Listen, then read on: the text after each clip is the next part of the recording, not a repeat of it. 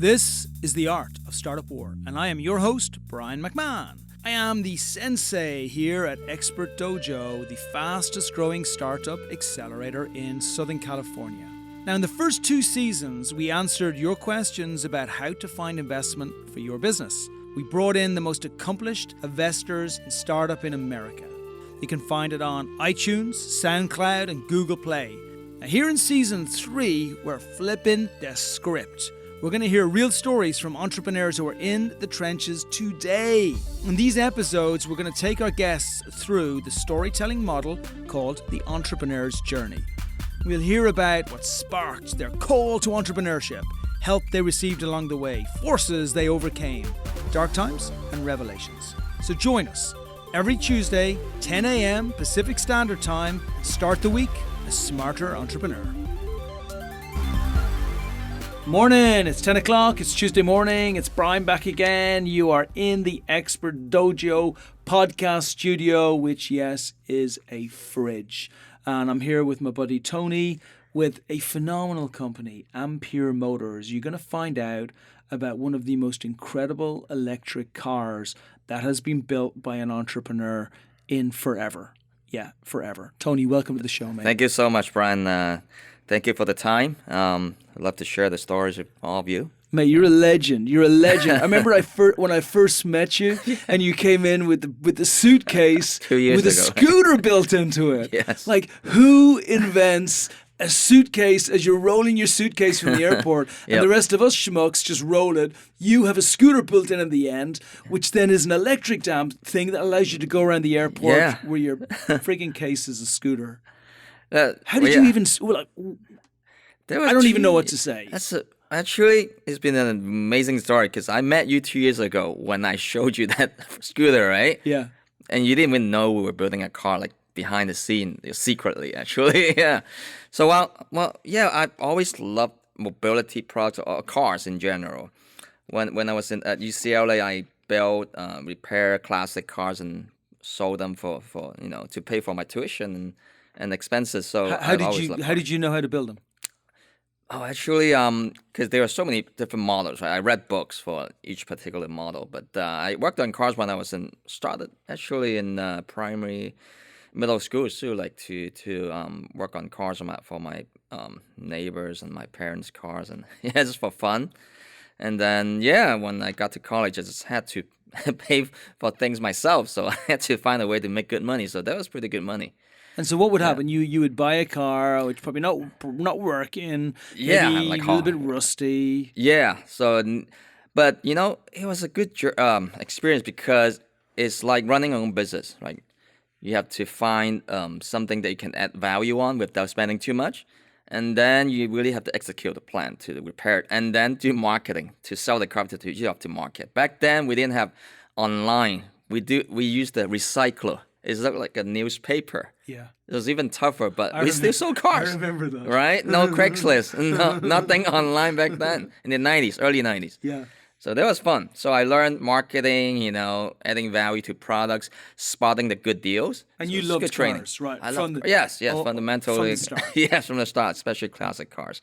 So about the scooter. So I actually started that project about 5-6 years ago. It's like long time ago before Lime Birds even known. So I just started building normal foldable scooters, like similar to the ones that Lime and Birch use actually. And then I just invented the briefcase scooter because I had to travel a lot. And then so People I wanted must to look at incorporate- you when you're going through the airport and you're on actually- top of your yes. scooter, which is your briefcase. It's Yes. insane. So it's great for college campuses and also like business and frequent travelers because you can put all your stuff in the suitcase, and also that enables people to get on the plane as to use it as a carry-on because people see it as a suitcase but part scooter. So we made it to meet most of the airline requirements. So it really helped a lot of travelers out and me especially. And I bet you everybody, when you're going through the airport, is saying to you, where can I buy one of these? Yeah, I would say a lot of people are really curious, and some people do ask, where to buy them, and we really get some sales when I travel I bet you through the do. airports, and So But you were working on the car, right? So yeah, behind the scene, yes. So when I met you, I thought this was your baby because, to all intents and purposes, it was a really successful business. You put it on. You put it on a crowdfunding campaign. Yeah, a long time ago, 4 years ago. Yeah. You raised a bunch of money on the campaign. Yeah, a little bit. And that time was not bad, Back then, crowdfunding wasn't that big at all. Like it was in the infancy, kind of. So yeah, we did Indiegogo and also this year we were really fortunate that we got on Shark Tank. So, and it's so funny that. But that was more for the car, though. I know you brought the scooter on. Yeah, it was but like the car was your star prize. Exactly. That was the big thing. So they wanted the surprise element, the show. So the car itself is a surprise element for me. Like the fact that you built, and we're not. I don't want to go too deep into this because I want to save it till the end. Right. I want to tease our audience a little bit, but the fact that you built an electric sports car for under $10,000. Correct. That is assembled in America, for me, in Irvine, blows my mind. Is there another electric car that sells for? Currently, no, not exactly. And how did you do it? Yeah, so. And is that what you intended? Yes. Did you want to? Because look, and then I'll shut up, right? But our frustration with the Teslas in this world. Look, what we love about Tesla is they brought electric to the world, right? Yes. So this is only a tiny bus. Yeah, they started the movement, basically. They started the movement, so we hats off for that, but it's just too expensive. Yeah, it's still, too for most people, people. it's still really unaffordable. 4 or 5 years ago when I started this vision, I already know I had to make something electric for under 10,000. So I would say almost everyone can afford it, Make it beautiful, fun, because also on the side, we've been building race cars for many years. I was a part-time race car instructor and built race cars for many years. So we want to make this first model really fun and beautiful, like a street race car, but electric and affordable. So, beautiful. Yeah. Okay, so talk to me about the journey a little bit, because building a car is one thing. Building a manufacturing line, mass production, an assembly line of cars That's the toughest part. It's actually. impossible, right? You just don't do it from a startup. Like as startups, we build we build a new coffee jar, right? Or we build a scooter. Even a scooter, right? Yeah, but a car. Yeah, I mean, everybody thought I was crazy. Actually, my wife, my family, my friends. Okay, yeah, you love cars, but hey, you gotta run a real mass production business. That's a different story, right?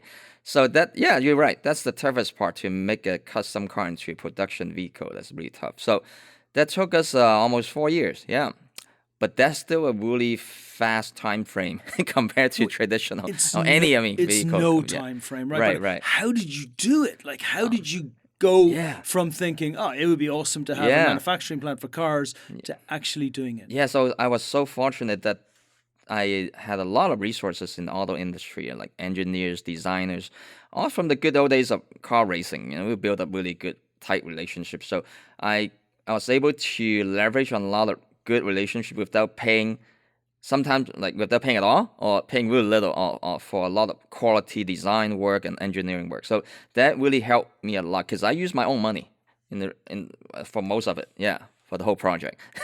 Nobody would even imagine doing that. Yeah. But where do you start? I mean, I'm thinking, yes, to build a plant is tens of millions of dollars. Yeah, normally, yeah. So, but anyway, to start, of course, we always start with, sketches, my vision. So we wanted to build something really lightweight, affordable. So a 3-wheel configuration was the way to go, because it drives like a normal car, but we can keep it affordable and simple and really unique, best of all. It catches a lot of eyes. You made it look like a sports car. I've driven it up Main Street in Santa Monica. Everybody stops around the car. They all look at me, and I'm like, it's perfect for places like Santa Monica, Miami. It's perfect. Yeah.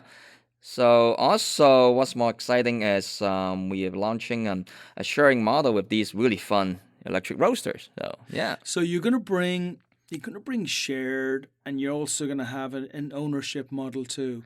But just while you were getting there, so building it just, I want you to take us the journey, through. yes. I'd like you to take us through the journey a little bit, because This is really inspirational for people who are listening.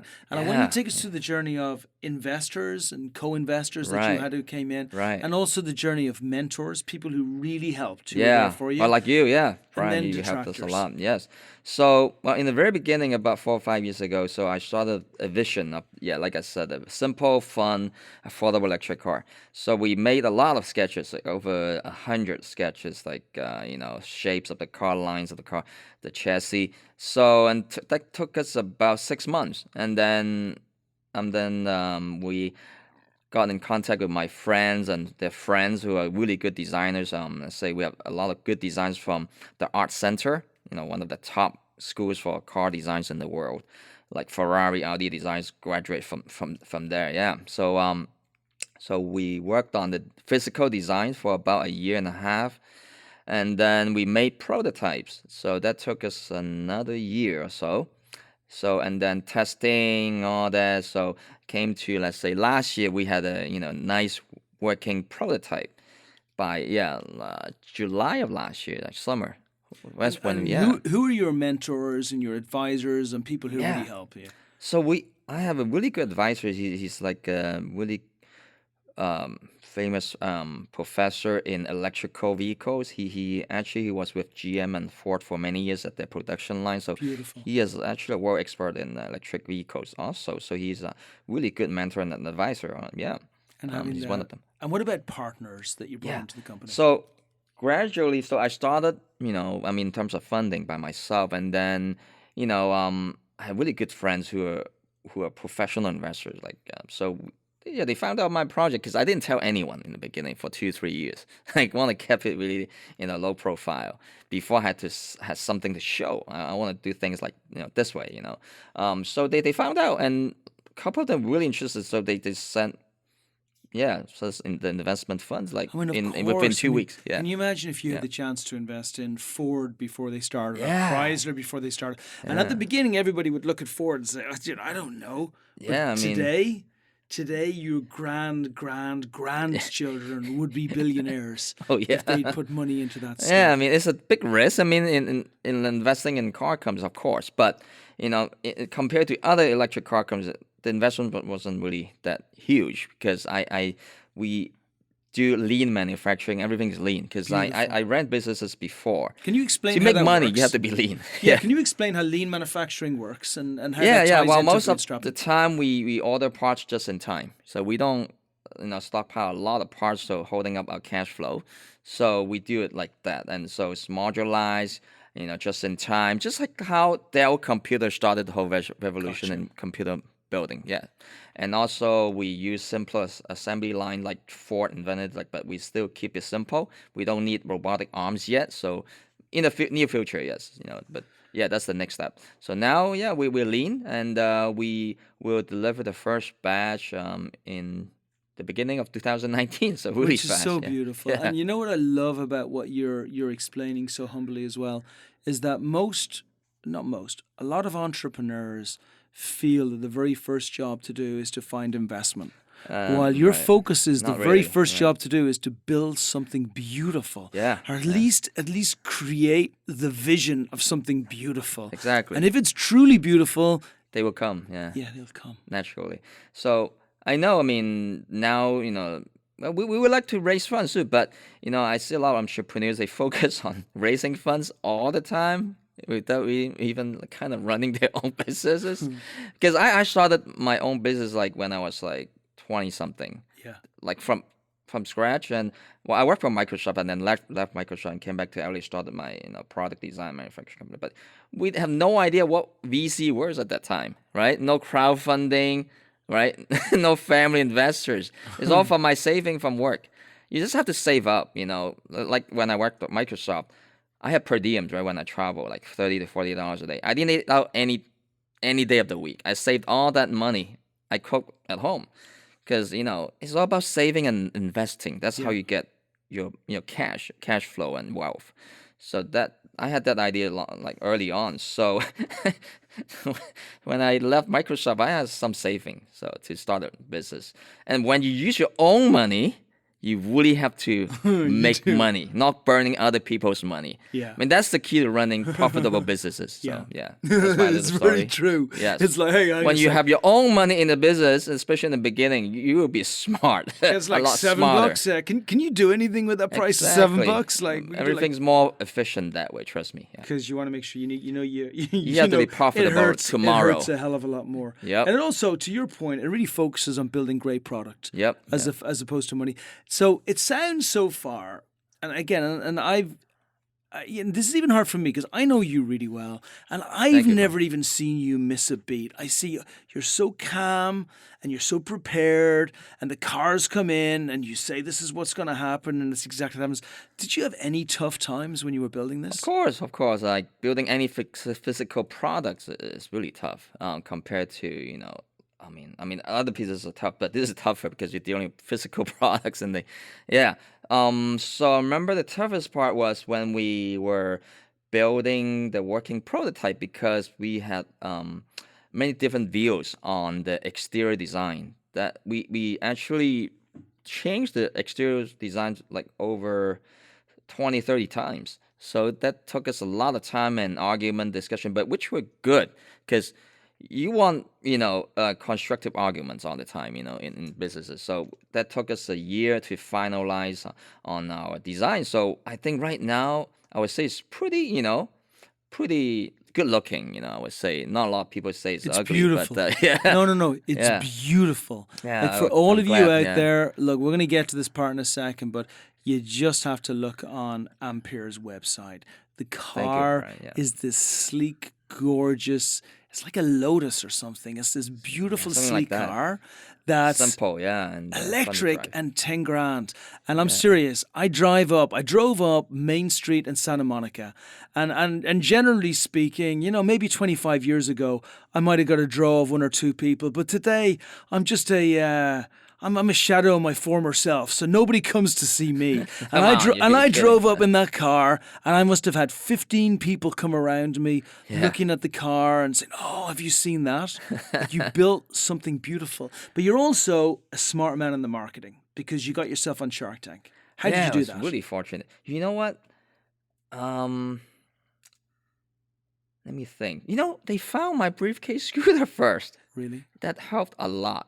Yeah, and then I can't say much about. So they found besides you. That. Yeah, I can't say much besides that because due to our confidential agreement. Yeah, but the fact that but again, really it brings surprised. up the same point. Build something beautiful. Yeah, naturally people will come spread check the you word. Out. You growth hack properly. You get on your scooter in the airport with your case in front of you. Everybody's they probably saw me you. at the airport. Probably right. One of the team members. I don't know. Yeah, but it just a bit of luck.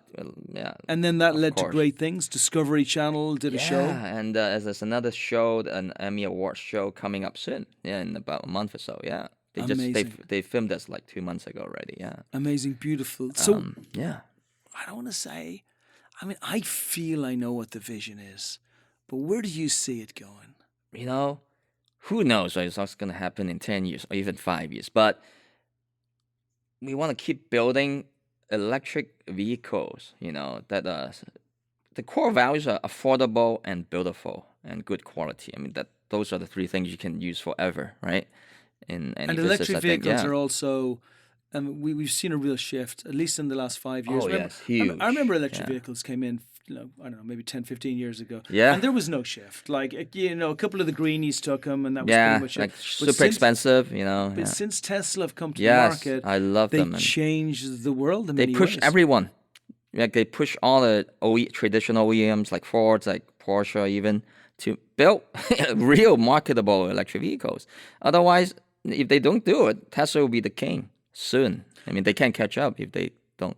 They keep on waiting. Yeah. And how has the percentage ownership of electric vehicles versus non-electric vehicles changed? Still really small. I mean, in today's market, it's still really small. I would say it's less than 1% still ownership. Yeah. And what was it 5 years ago? Probably a tenth of 1%, right? Even 100th of percent, I think. Yeah, because 10 years ago we didn't have any usable, right? Yeah. But then there was one charging station every 400 miles. Yeah. And a charge will last like 30 miles. Yeah, right. You have to push it the other 370. Nissan Leaf came out the Leaf 7 years ago. That was like the most successful actually. Still, it's still a really good selling car. But and then Tesla came up the Model 3 that really changed. Yeah. They got 500,000 pre-orders in the first month. So here's what's really interesting about this. Talk about getting into a product where it's right at the beginning of its cycle, but it's already proven in such a strong way. I don't think there's anyone who'd say now that electric vehicles are not the future. Whether it's 5 years, I 10 don't years, think 20 so. years, or 50 years. Like, I don't think there's anyone who's going to say Right. that electric vehicles will Yeah, not be the we- majority vehicles on the road. Well, I would say 99.9%. We all see the benefits already, right? Yeah. And they're fun to drive. Anyone who's driving a Tesla, they love them. And they Yeah. accelerate really strong, instant torque, quiet. Yeah. Don't pay for expensive gas, right? First of all. So here's what we see. We see a market where the current share is only 1%. Oh, yeah. Where we've seen 5-10 times increases in the amount of usage Yeah. over the last couple of years. Yes, We especially in know Asia, that it's yeah. going to go up to, I haven't even looked at Asia. We know that it's going to go well over 50% and Oh, yeah, totally in dominate. 20 years, I would say. Yeah, because a lot of countries like France, China, and a lot of European countries, they mandate that all new car sales to be electric by 2025. It's only about 5-6 years away. You think they'll make it? I think so. Yeah, they're doing it. It's They're pushing insane. regulations and license plate, they give a lot of incentives to electric vehicles. So how do you do this? How do you get into all these countries and all these different regions? Well, yeah, we with do it Ampere? step by step, of course. We want to focus on the American market first and Canadian market at the same time because we actually just started starting to deal with a good distributor in Canada. Yeah. So, I mean, North American market first and then work our way back to, let's say, Asia because we're getting a lot of increase and huge interest from Asia right now. Yeah, but that's our next step. And that's a huge market also. And then maybe do Europe at the same time because we need to hire more people. Yeah, also. So yeah, but gonna that's be a hell the of a third step, ride. I think. Yeah. And then, so we have a number of different models. You have the ownership model, which I know we can share and we can talk to everybody else about. What Right. about other models that you're looking at? Do we want to save that for the next podcast? Yeah. Or you want to talk about it now? Well, I I just can know give you a some of the s- glimpse. Yeah. Give like, us a glimpse. Some yeah. of the stuff that you're doing is so innovative that it's Yeah. just insane. Well, we would do, like say apartments, right? Yeah. That's all I can say for now. Okay. So yeah, but it would be really, really beneficial for everyone, the tenants, the owners, for the And by the way, community, yes. this is the key to a great company. So you've heard on this podcast, you've heard a number of things which really set Ampere aside from, I think, any other company really that we've probably interviewed to date so far. Number thank you. one, but like just all of it combined is the audacity of the project that you've taken on is extreme. Yeah, kind It's of. extreme. You're building Ford, Tesla of tomorrow. Like the beauty that you built into it and the focus of that beauty over and above of, as you said, just trying to find investment means that you focus on building great product, which is such a great lesson today. Because I mean, I don't want to be the old guy who says that a lot of the product is just so crap these days, but it is really beautiful to see gorgeous products coming off the assembly line. Oh, thank you so much. And I love how, and then the final point I'll just say is when you are so innovative on a product, like you look to bring an electric car out, you look to bring an affordable electric car out, you look to bring a beautiful electrical car out, and then you say, you know what? I'm never worried about anybody ever copying me because every single thing that we are doing in the future is something that hasn't been done before. It's Hopefully, great. right, And your phase 2, I know when everybody sees it, is going to blow everybody's mind. Yeah. Phase 2 is very interesting. So what else would you say? So is there any opportunity for anybody to get involved in Ampere in the future, either from an investment perspective or to help you at all? Yeah. We welcome resourceful investors, from our community, and we can, have synergies together. That'd be awesome. Yeah.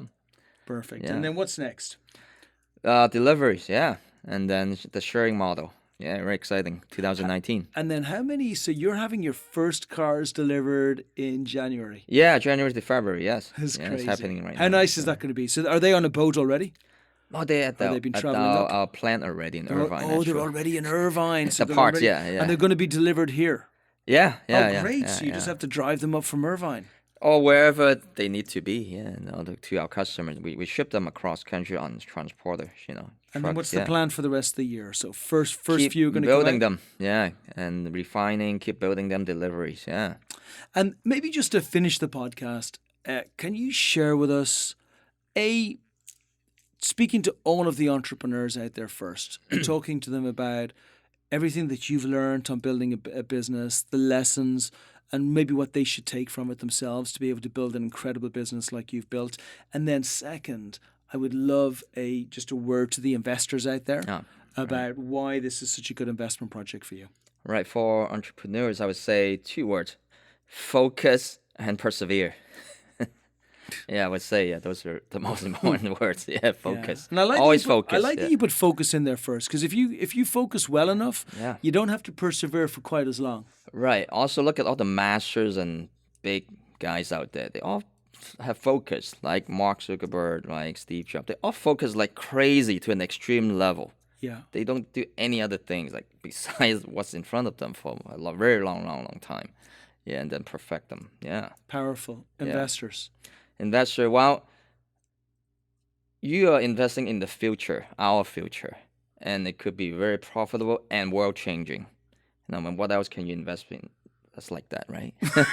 For not a lot of money. It's just like that for the Yeah. greatest cars in the world. Yeah. Tony, it's been a pleasure. For me, for us being a partner and an equity holder in your company, I cannot tell you how stoked I am to see everything that's happening in the company.